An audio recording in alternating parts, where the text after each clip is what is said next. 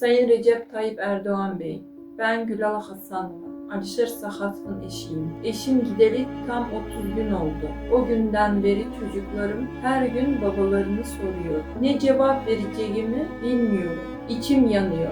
Bizim evimizde artık sessizlik var, gözyaşı var, hasret var. Siz 2025 yılı aile yılı ilan ettiniz.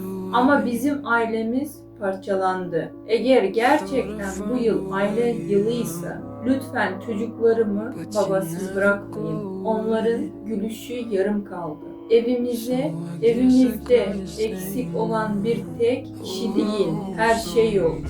Bu sözlerim bir şikayet değil, bir annenin, bir eşin feryadıdır. Sadece sesimi duyun, çaresizliğimi görün. Bir acının ne kadar derin olduğunu anlayın. Adalet, merhamet ve vicdanın sesini bekliyorum. Başka hiçbir şey değil. Sadece sesimizi duyun.